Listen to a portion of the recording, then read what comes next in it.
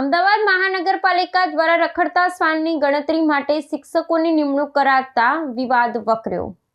શિક્ષણ જગતમાં આ આદેશ સામે ઉગ્ર રોષ જોવા મળી રહ્યો છે અને વિરોધ પક્ષે સરકારની આ નીતિની આકરી ટીકા કરી છે।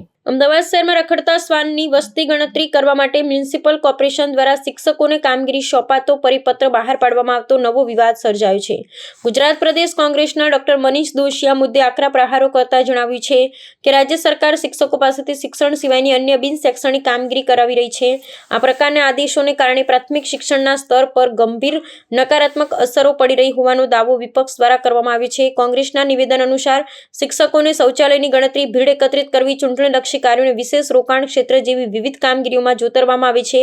વર્તમાનમાં રાજ્યની આશરે 3000 શાળાઓ માત્ર એક જ શિક્ષક દ્વારા ચલાવવામાં આવી રહી છે, ત્યારે શ્વાનની ગણતરી જેવી કામગીરી સોંપવી તે શિક્ષણ વ્યવસ્થાની મજાક સમાન છે। વિપક્ષી નેતાઓએ આક્ષેપ કર્યો છે કે શિક્ષકોને વર્ગખંડમાં સમય આપવાને બદલે શરમજનક કામગીરીમાં વ્યસ્ત રાખવામાં આવી રહ્યા છે, જે વિદ્યાર્થીઓના ભવિષ્ય માટે જોખમ સાબિત થઈ શકે છે। આ વિવાદિત પરિપત્રને તાત્કાલિક અસરથી રદ કરવાની અને આ ગણતરીની જવાબદારી અન્ય સંબંધિત વિભાગોને સોંપવાની માંગ બળવંતર બની છે। શિક્ષક સંગઠનો અને વિપક્ષી નેતાઓનું માનવું છે કે જો શિક્ષકોને માત્ર શૈક્ષણિક કાર્યો પૂરતા મર્યાદિત રાખવામાં નહીં આવે તો રાજ્યમાં પાયાનું શિક્ષણ કથળશે। આ મુદ્દે આગામી દિવસોમાં સરકાર દ્વારા કોઈ સ્પષ્ટતા કરવામાં આવી છે કે કેમ અને વહીવટીતંત્ર આ આદેશ પાછો ખેંચે છે કે નહીં તેના પર સૌની મીટ મંડાયેલી છે।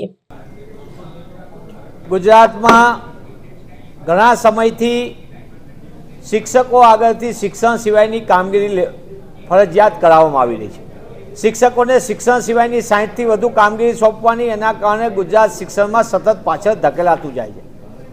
શૌચાલયો ગણવા, ભીડ એકત્ર કરવી, પક્ષીય કાર્યક્રમો સરકારના ખર્ચે કરવા, એમાં પણ ભીડ લાવવી, સસ્તા અનાજની દુકાન ઉપર લાઈનો કરાવવી, વસ્તી ગણતરી સહિતના બીજા કામો આપવા, તાજેતરમાં ચૂંટણીના કામો આપવા, SIRની કામગીરી, અને એના કારણે ગુજરાતમાં પ્રાથમિકથી લઈને ઉચ્ચ શિક્ષણ ઉપર મોટી ગંભીર અસર પડી।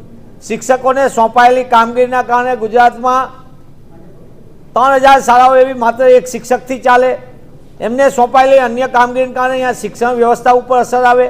40,000 કરતાં વધુ શિક્ષકોની જગ્યા ખાલી, અને હવે તો શિક્ષકોને પોતાના વિસ્તારના કેમ્પસની આજુબાજુના વિસ્તારમાં કેટલા શ્વાન ફરી રહ્યા છે એનો સર્વે કરવાનું પણ કામગીરી સોંપવાની ફરજ પાડો। મને એમ લાગે કે શિક્ષકોને એક તરફ પરીક્ષાનો સમય આવી રહ્યો છે, શિક્ષકો છેલ્લા 3-4 મહિનાથી ચૂંટણીલક્ષી કામગીરીના કારણે વ્યસ્ત હતા, સાથે સાથે હમણાં વસ્તી ગણતરી શરૂ થઈ ગઈ, અને તેવા વચ્ચે ફરી એક કામગીરી એવી સોંપવામાં આવે જેના કારણે શિક્ષકને શૈક્ષણિક પોતાનું વર્ગખંડમાં આપવાનો સમય પણ ન મળે, અને બીજી બાજુ શિક્ષકોના સ્વમાન ઉપર પણ મોટી આઘાતજનક અસર આવી રહી છે। ત્યારે હું આપના માધ્યમથી સરકારને પૂછવા માગું છું કે શિક્ષક સિવાય ગુજરાતમાં કોઈ કર્મચારી જ નથી, શિક્ષક સિવાય કામગીરી કરી શકે તેવી કોઈ વ્યવસ્થા જ આ સરકાર કરી નથી શકી, અને સરકાર જે રીતે ગુજરાતના શિક્ષણને ખાસ કરીને સરકારી અને ગ્રાન્ટેડ શૈક્ષણિક સંસ્થાનું અવ્યવસ્થાને અરાજક પરિસ્થિતિ ઊભી કરવાનું પાપ કરી રહ્યું છે, એના કારણે જે ગુજરાત 1990-95 સુધી ગુજરાત 9મા અને 11મા ક્રમાંકે હતું શિક્ષણમાં સમગ્ર દેશમાં, એ ગુજરાત આજે 19મા અને 21મા ક્રમાંકે ધકેલાઈ ગયું છે, ને એની માટે કોઈ જવાબદાર હોય તો ભારતીય જનતા પાર્ટીની ભ્રષ્ટ સરકાર અને એનો શિક્ષણ વિભાગ જે ભ્રષ્ટાચારનું એપીસેન્ટર છે અને બુદ્ધિનું દેવાળું કરે એ પ્રકારના નિર્ણયો સીધા જવાબદાર છે।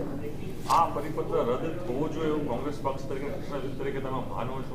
નિશ્ચિતપણે આવા પરિપત્રથી એટલા માટે આ કામગીરી અન્ય કર્મચારીઓને સોંપી શકાય, અન્ય વ્યવસ્થા ઊભી કરી શકાય, પણ જ્યારે પરીક્ષાનો સમય નજીકના સમયમાં હોય અને એક તરફ છેલ્લા 2-3 મહિનાથી શિક્ષકો સતત અન્ય કામગીરીમાં વ્યસ્ત હોય શિક્ષણ સિવાયની, અને મોટા પાયે ગુજરાતમાં શિક્ષકોની જગ્યા ખાલી હોય તેવા સંજોગોની અંદર શિક્ષણ બચાવવા માટે હું સરકારને વિનંતી કરું છું કે તાત્કાલિકપણે આવા પ્રકારના પરિપત્રથી દૂર રહી અને અન્યને કામગીરી સોંપવી જોઈએ, તો જ ગુજરાતની શિક્ષણ વ્યવસ્થાને થોડીક રાહત મળશે।